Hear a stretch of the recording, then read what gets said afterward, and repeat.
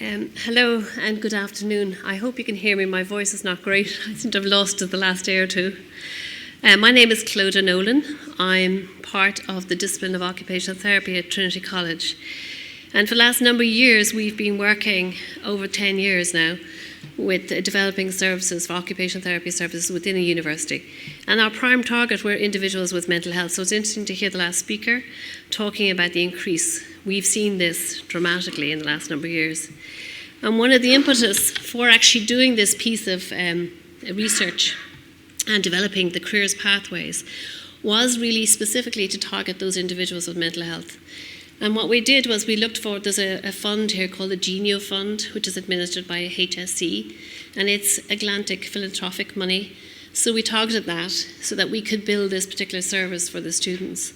But before we did the service, we also did a research which fed into the development, so it'll kind of tie together as we talk through it. As you know, students travel a journey in and through and on out of college. And one of the things that they do is they gather lots of knowledge, lots of skills, lots of competencies while going through college. And the idea was, well, what can we do with these, particularly for students with disabilities and those with mental health in particular, what we were looking at, is quite often they're not sure how to pull them all together and then how to sell themselves as individuals into the workplace. So it's kind of what sort of provided us the impetus, if you like, to begin. So today afternoon we're going to share with you just a little bit of background as to where this actually came from, and look at the portfolio tool ePortfolio that we've developed for students to be able to gather all of these pieces in one place, and so that they can sell themselves better when they into the workplace. And we'll demonstrate, Claire's going to demonstrate the portfolio for you, and then just talk a little bit about our future sort of directions and where we're going. Like our previous speaker, there's been an increase in the numbers of students with disabilities. But not only that, they're identifying themselves as having disability, and I think traditionally probably mental health would not see themselves as disabled. And which is interesting because you talk about names for services. We developed a service called Unilink, and that means and stands for making links within the university. So it's been our primary goal for actually these particular students. How do they make the links? What makes? Not just academically, but socially. And now we're thinking, well, where are we going next with this particular group? And it's interesting that in the OECD report on higher education, they're also looking to say, well, we've been giving you money for the last number of years to provide services. We've recognized you're doing that very well. But our concern in Europe is the unemployment rate. And what's happening across the board is people particularly with disabilities, seem to be pushed out unless they're in protected areas. So it's a concern for all of us. What next? Is how do these group of students then transition who've got very high qualifications, and how do they transition? So they're beginning to seek employment, and how do we assist in that? Because particularly those with mental health, we recognise they started to having more difficulties in that kind of transitioning period. So we know there's an increase of people with disabilities right across Europe. We've seen also, and the previous speaker recognised it too, the increase in mental health. And then AHEAD did a good project a few years ago and identified that those with disabilities either tended to be in part-time work or only just over half were actually in full-time work. And also, one of the key elements of that piece of research is that not everybody was disclosing disability on entry into the workforce. So there's two kind of ramifications for that, because if you don't disclose, how can you seek reasonable accommodation? So it's a double-edged sword for people in the way in which accommodation is actually. So it was leading us to kind of begin to think about that. So one of the things we did in 2014 was last year, we began some research with our student cohorts. We looked at graduates and we looked at undergraduates. And our main question was, well, if you're transitioning to employment, what are the issues for you? How do we know where to target services? So what would you like? What could we do for you? And in this, it was a qualitative research. We had, I think, was it 22? I'm trying to think offhand, 22 students in between the kind of graduates and undergraduates. And the 5 main themes came out which then directly we were able to link into developing the services. And the first two were there about building personal strategies, enabling and building your career, which began us to think, we led directly into us designing and developing the transition tool and begin our planning process. And what they were basically saying is that as you go through college, all those experiences that you've actually been building and the competencies, not just in knowledge, but skills and in social skills, and the very fact that you might sit on a committee in college, they were all extracurricular things that need to be put somewhere. And so to how they build them, and that really, as all students, you need to be building these things from day one, not just in the final year that you begin to think about them. And sometimes career services don't target until they get to fourth year and they begin to think about the transition to work. Well, we're saying, actually, you need to start that really from day one. Maybe not first year, because you're just getting your feet under the table, but perhaps second year and even third year. And we have a 4-year course, so we need to think about it a little bit earlier. So that was one of our main impetus for thinking about this. And the second 3 sort of areas, 4 sort of things actually, was the issue of disclosure kept coming up with our particular group. And then what if I don't disclose or do disclose, when do I disclose, how do I disclose, to whom do I disclose, and so on. What are the ramifications if I do disclose? And then not only that is, what have you found that a lot of the graduates were actually saying is that actually I'm fitting myself into the work rather than trying to have the work fit me. So what they're choosing to do, they were going, what a lot of people do is nail it on their skills, but so they were closing down their opportunities. So that's a concern for us, is to be thinking about how people fit into the workplace. The advice for students and then transitioning to work, they had a lot to say about how we should do it, and then how we enable the work environment. And so how do we make those kind of transitions? So these then led us into what the resources, and began out of that mushroom to the career pathways as a way forward for us, as a new sort of model for designing and developing a tool. So what we have then is a 3-prong approach in this career pathways. The first one is about exploring your career and looking at to see, well, what would you like, and what are the kinds of things that you need to do. The second is kind of building your career. How do we build this career? Going, say, starting from second year.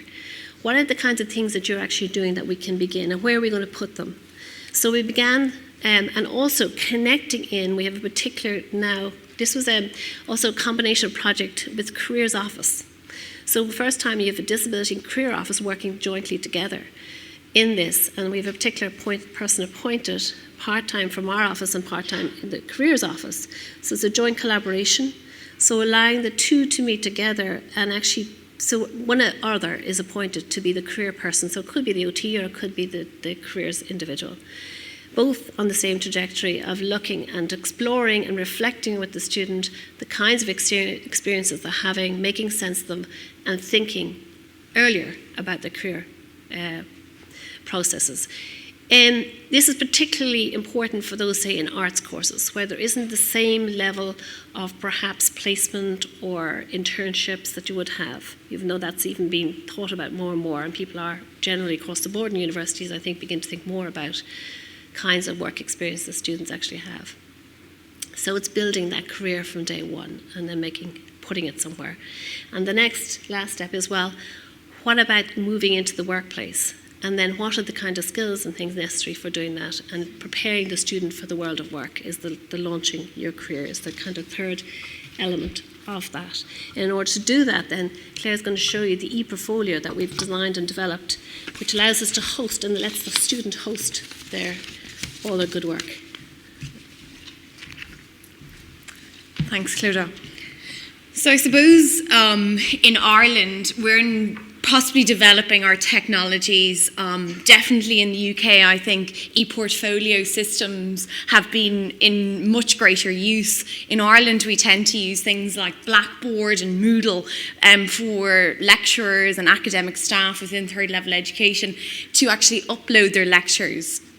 But I suppose within the Trinity context, we have things like Blackboard for students to upload their information. But what we were kind of find was missing in terms of trying to support students make the transition into college, transition through, and the transition out of college, that we needed them to actually log some of their experiences. So we've got to look at what is an ePortfolio. So an ePortfolio is an online software which encourages students and employees to consider their studies and experiences that you gain in third level education and maybe in fourth level education into a broader career development context. As Clodagh mentioned, many of our students are supported by the various different disability services within the different higher education institutes. But as the OECD, and I think a lot of the conversation in the news at the moment is looking about how a student at third level is going to actually make the transition into employment and be successful in gaining employment.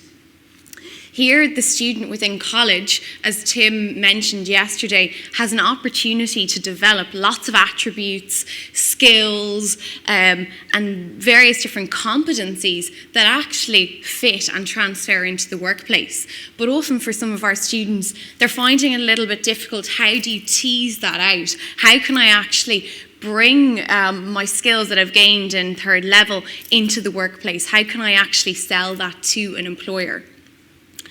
So an ePortfolio system allows you to kind of develop an understanding of transferable competencies, skills such as communication, problem solving, innovation, planning, organisation, self-management and teamwork skills. And they're really all of the things that students are actually doing in college, whether they're actually studying for an assignment, whether they're involved in a society, whether they're taking a tutorial, and therefore to think about how those skills are going to relate and transition from higher education to the workplace. But even more than that, in so many of the careers that we're going into nowadays, I know yesterday we were talking about the architects, the Royal Association of Architects, and how they are also required to do CPD. And that's the same for all of our students in healthcare professions. Myself, as an occupational therapist, I'm required to do continuous professional development. And so this is something that we're not just using within college, but actually bringing into our career ourselves and is required for lifelong learning. So when we were developing career pathways, which is really a service about an individualised transition planning service for students in making the transition from college to employment, the transition planning tool, the ePortfolio system of it, is a minute kind of element of that. We have occupational therapists, assistive technology officers, careers advisors, and we also have disability officers supporting students in making the transition from college to employment. But what we wanted to look at was to complement the kind of human support that students could actually get by using an online system. And we kind of called it the transition planning tool. A lot of research has been done about transition planning tools in the States for students transitioning from secondary school into university. And what we're trying to now look at is kind of then that other transition of going out of college. So we try to call it the transition planning tool. So students have an individual online system where they have the opportunity to gather assets throughout their college career. Now, I'll explain that in a little bit more detail. I'm trying to use the jargon from the portfolio system. And these assets really is for a student to log any reflections on what they're actually doing, whether that be reflections from a placement, whether that's reflections from an internship. Thinking about their reflection on they've disclosed in university to their faculty members, to their disability officer, and how are they actually going to manage that concept of disclosure now within the workplace. They have an opportunity to log meetings with various different staff members, and then they have an opportunity to develop within college. College is not there just for academic purposes, it's about developing the personal and the professional development. And very much for students with disabilities, within Trinity and across 4 other higher education institutions, we also have an occupational therapy service where students have the opportunity to develop strategies to manage their student role. And this is an opportunity where they can develop these self-management strategies, and in that they have them as they transition into the workplace. So they have an opportunity to log any meetings or strategies that they develop in college and how that's transferable. They can also develop personal assets, for example, create a CV, a webfolio, even prepare for interview. And they can keep it as a private resource of personal development for themselves. In addition to that, though, that's what the student can do for themselves. We also wanted to complement that one-to-one support from the careers advisor or the disability officer or the occupational therapist. So we've actually developed various different resources, career-related resources, that are going to support the student in making that transition. So these would include things like exploring my career. Where do I actually want to go? Exploring disclosure. What does disclosure actually mean to me? Looking at what reasonable accommodations have I actually had in college, and how do I see that translate into the workplace? So why do we want to create a transition planning tool? Well, it's a repository. We want to think about the students tracking their transition all the way through college and into employment, rather than viewing transition to employment actually happening at the last stage of their career, is to try and think about it throughout the career, and it's to enable the student to make a more successful transition by creating a bank of resources, experiences and reflections. It's not simply by using an ePortfolio system, kind of a formulation of developing a CV which is going to help you to get the job. There's a lot more in terms of making that transition. And college is a great opportunity where you can actually develop these skills. It's also a toolbox, really, of resources and strategies that students can develop, and in particular can develop their own forms to actually make scaffold frameworks to help them to reflect on some of their experiences. So what software we decided to use for an ePortfolio system was that we looked and consulted with other people who had used ePortfolio systems in the past. And as I said, not many HEIs in Ireland were actually using an ePortfolio system in this particular way. And we looked at the Mahara software.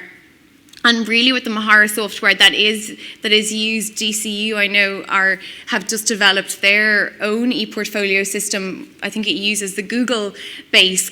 But Mahara was a software we had to develop it yourself. So we under the circumstance of the Genio Trust, we were short on time.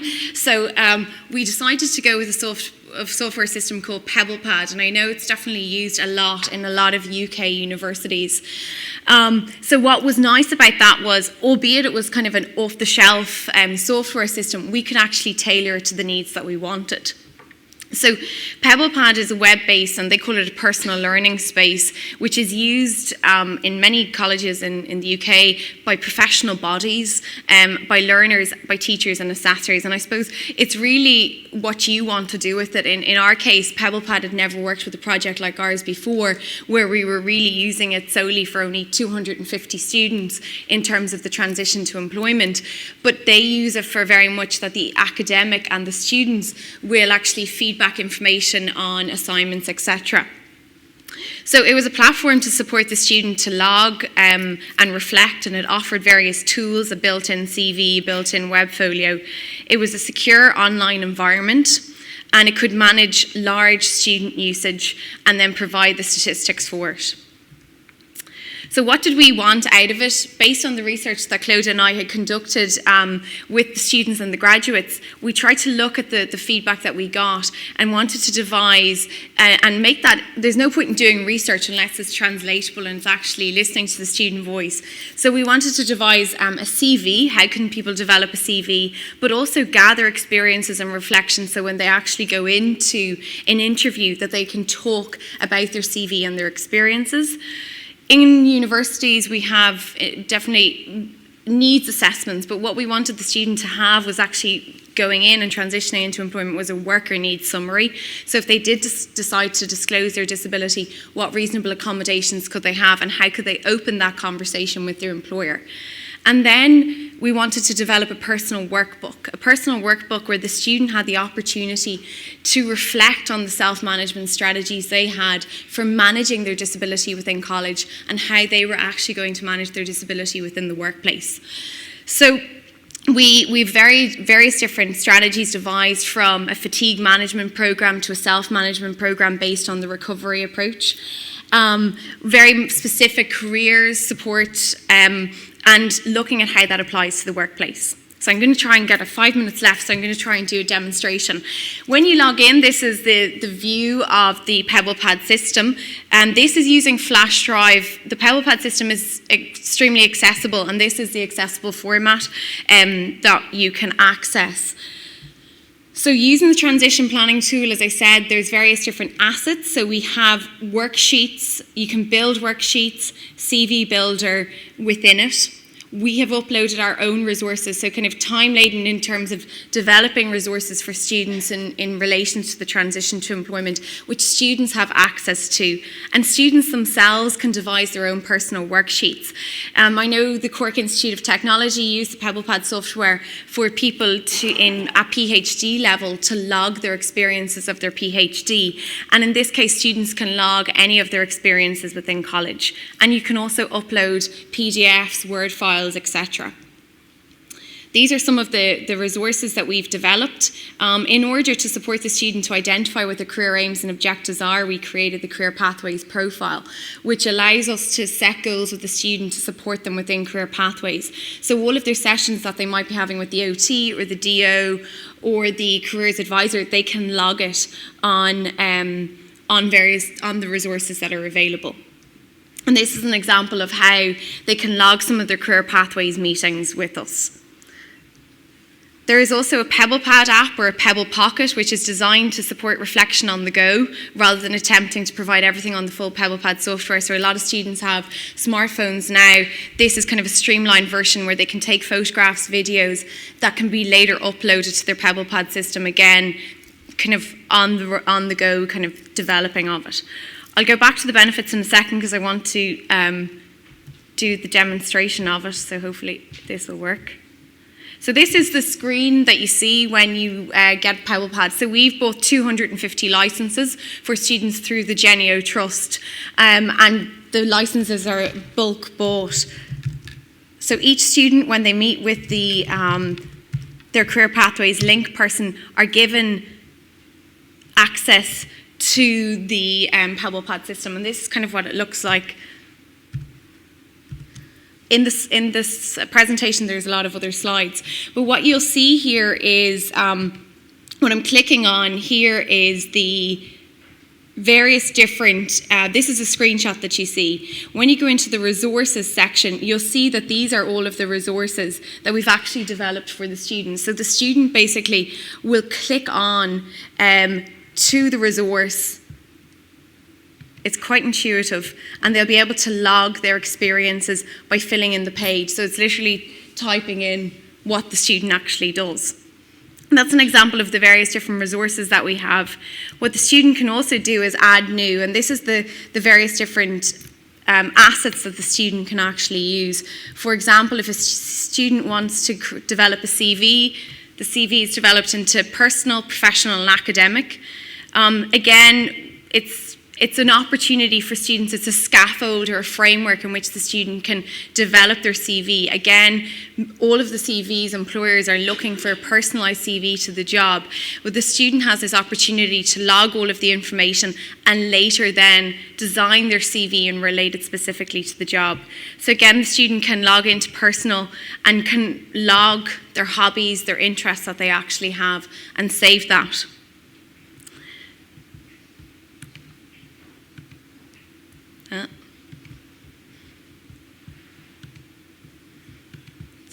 There we go.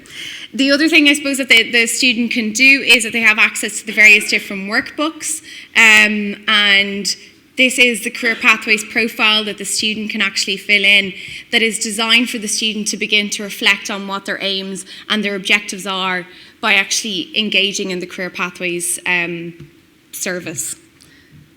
I could demonstrate that all night because it's actually quite a big one. So, I mean, if anyone has any questions, I have the link to the PebblePad software at the end that you can actually go through. These are just some snapshots of what people can actually do. This is an example of a personal web folio. So students can actually upload this information, create a URL, and then the student can add this link to their CV. And employers are really looking for more innovative approaches from graduates who are transitioning into employment now. I know that there was an article in the newspaper the other day about a new up-and-coming company that was trying to encourage people to try and think about how they can jazz up their CV by putting videos up on a web folio, and by putting that link on a CV, you can encourage employers to kind of look a little bit further and beyond what the CV holds. So what are our future directions? We're looking at trying to support the student in using a PebblePad software like this. The student has this access to the ePortfolio system for the rest of their life. So it has an opportunity to log all of their experiences. At the moment, we're working with our colleagues in the other higher education institutes in terms of developing and refining resources to complement the one-to-one. And within the Trinity College, which is the college in which Career Pathways kind of emerged from, is that the strategic plan is really to go about developing new technologies for students, and the aim is that the ePortfolio system that we've devised in the transition planning tool will be rolled out to all of the students within the college in the next few years. And we hope to kind of liaise with the PebblePad company in terms of the dissemination of its use in the Career Pathways service. Many thanks.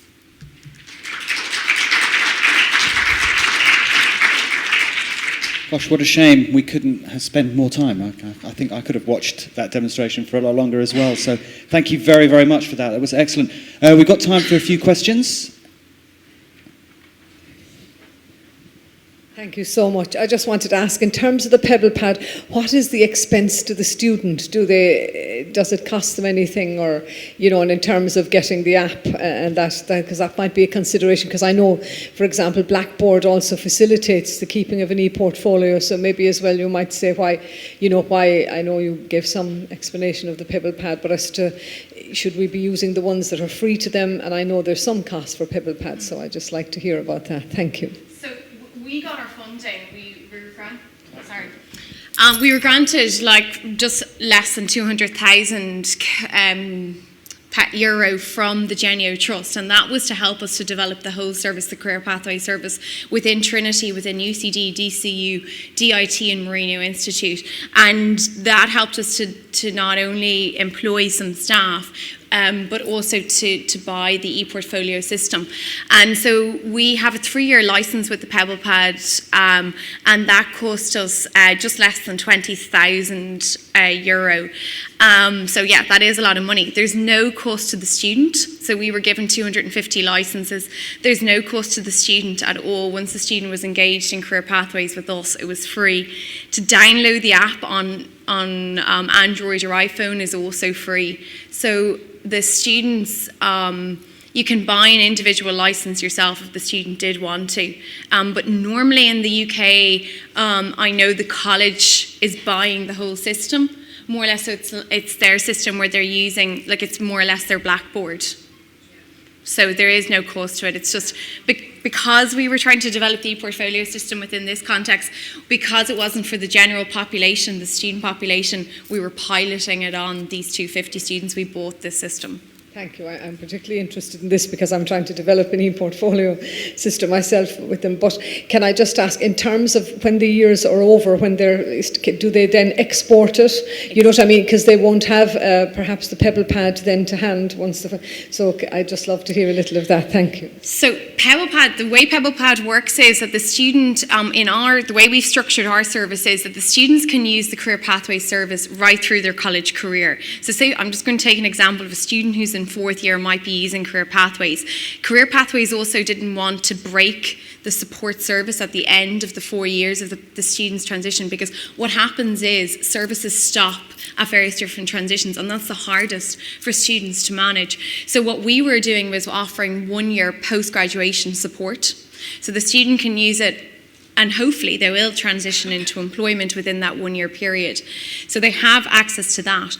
And what we want to do is give them PebblePad for that 1 year extra too. So the student has all of the resources that we develop. When they finish in career pathways, they can extract all of the information to PebblePad onto their own system. They still can use PebblePad for the rest of their lives. But the resources that we upload to it, because there's a whole background system called Atlas that I didn't even get into. So as an OT, you get to learn about the new technologies. So they get to basically have it for the rest of their lives. So you export everything. But export it to their personal, but they still have access to it, if that makes sense. Okay. Claire and Clodagh, thank you so much.